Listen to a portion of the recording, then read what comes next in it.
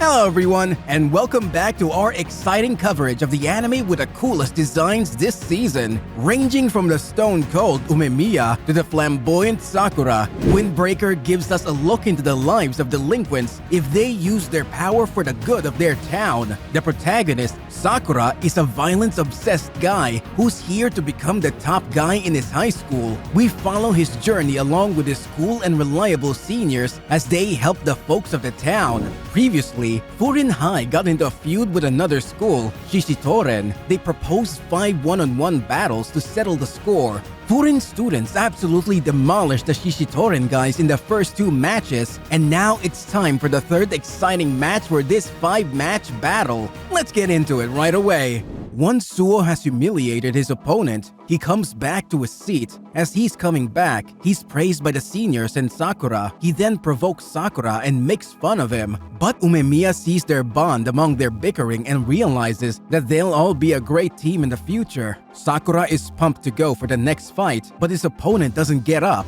Instead, Hiragi's opponent gets up and challenges him to go next. Sakura isn't thrilled by this chain of events, but still manages to sit it out. Seeing how serious both of them are, everybody in the room realizes that Hiragi and his opponent Sako must have some history between them. And so, the battle finally begins. As soon as the fight begins, Sako begins an onslaught of attacks that put Hiragi on the back foot. Hiragi is unable to handle that barrage of kicks and punches and gets pushed back. The Shishitoren guys claim that Sako is one of their top 5 guys, so it's not a surprise he's that strong. Sako tells Hiragi that he's not improved at all. In fact, he has become even weaker now that he hangs out with a mushy bunch like Furin. He then knocks out Hiragi with a kick. Now that Hiragi seems to be knocked down, the Shishitoren guys start asking questions about how weak one of the 4 kings of Furin is. Sakura gets up and lashes out at Hiragi for being weak. He keeps spouting cringe stuff until Umemiya interrupts and starts ranting about weird Japanese names. He tells Sako that Hiragi leads the Tamon team, which is inspired by a war god named Bishamonten. So he'd be a fool to think that Hiragi is down for the count. Hiragi then gets up and says that he has definitely let everybody's hopes down. Turns out, he's completely alright and ready to go again. The two start fighting again, and amidst all that beautiful action, we get a glimpse of Sako and Hiragi's flashbacks. Back in middle school, Sako used to get bullied for being a nerd. One day, Hiragi saw all of this and beat everybody who was picking on him. He then taught him how to fight at his request.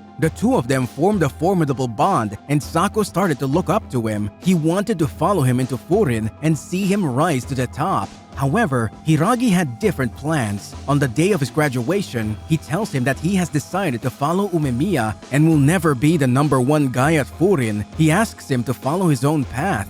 But Sako was too much of a bitch to follow those words. Instead, he developed a deep sense of hatred for Hiragi and started beating up random mobs for fun. And that's how he met the Shishitoren guys. They scouted him out for his strength and then told him a twisted version of their philosophy. And that's how he joined these good-for-nothing losers to get his revenge on Hiragi. We cut back to the present and Hiragi absolutely destroys Sako. As he's falling down, he admits his mistakes and says that he should have actually listened to Hiragi. And that's it for this match. The Shishitoren Vice Commander, Togame, gets up to get rid of Sako's body, but Hiragi claims that he'll do it instead. He gently puts him down away from the stage and announces that the Shishitoren philosophy is completely wrong. As he sits down on Umemiya's side, he wonders if he needs to share everything with them, but Umemiya tells him that it's his own story to tell, and he can do it whenever he likes. And so, that marks the end of the third and most exciting matchup till now. Next up, it's finally time for Togame vs Sakura. Togame starts daydreaming near Sako's unconscious body, but Choji tells him to get on with it already. And so, with everyone's hopes on his shoulders, Sakura is prepared to fight with the vice commander of Shishitoren. The fight begins and Togame immediately gains an upper hand.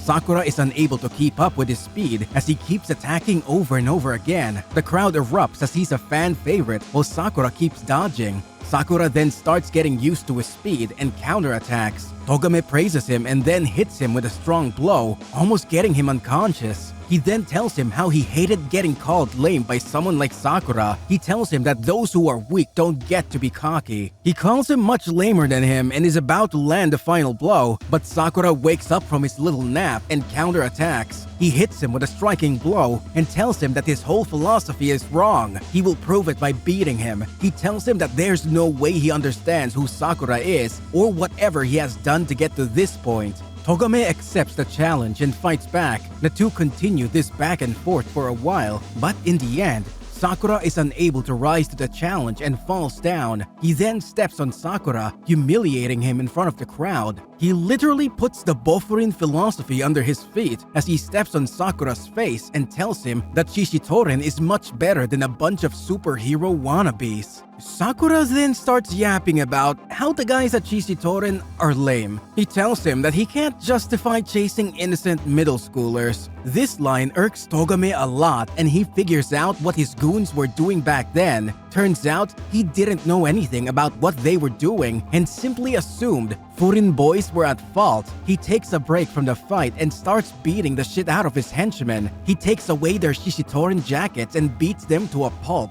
Choji once again interrupts and tells him to resume the fight. As he gets back on the stage, the two of them start fighting again. But as we are already used to doing, we get into Togame's flashback. Back then, he looks like a simple, introverted guy. He beats up some Shishitoren guys single-handedly without a scratch and gains Choji's attention. Choji recognizes his strength and tells him to join. Choji himself is a new member there. The two of them form a great friendship and start enjoying their tasks every day. They will even go and beat up other bad delinquent groups together. Choji claims that the stronger you are, the more freedom you have, and he wants to be the person who has more freedom than everyone else. Togame views his positive energy as a source of inspiration and thinks of him as the sun that shines upon everyone. But once Choji becomes the leader, he changes. He feels alone and starts believing that everyone should just be as strong as him for things to be fun again. He beats up the guys who got defeated by a rival delinquent gang and tells them that Shishitoren has no place for weaklings. He also tells Togame to get on board or simply leave the gang. Togame agrees to everything he says, but tells him to be the same sunny and bubbly guy as always. In return, he will be the villain who enforces all these new philosophies. He'll wait until the sun is ready to shine again. 太陽はみんなから愛されなきゃいけない。たとえ自由になるための力でみんなを縛ることになっても。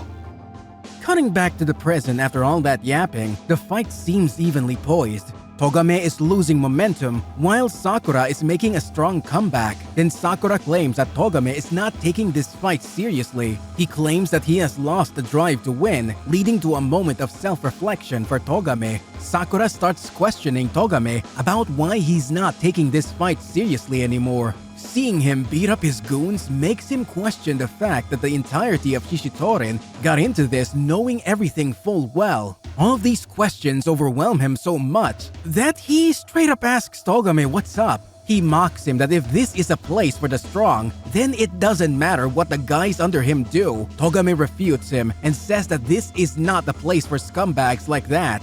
Sakura can't understand what he's getting and starts bitching about all kinds of nonsense. Meanwhile, Togame is having another moment of reflection as he regrets choosing the path that he did before. He regrets the fact that he let Choji dictate his fate that day and still doesn't like the lame stuff that he has to do to keep Choji's new ideologies alive. Sakura gets a hint of all this and starts a relentless barrage of attacks. He claims that it's his own weakness that has led him here. He knows Togame is strong, but he's still lame. If Togame wanted to change things, then he should have changed them with his own hands. Sakura claims that no matter who the opponent is, he will always stand up for what he believes to be right.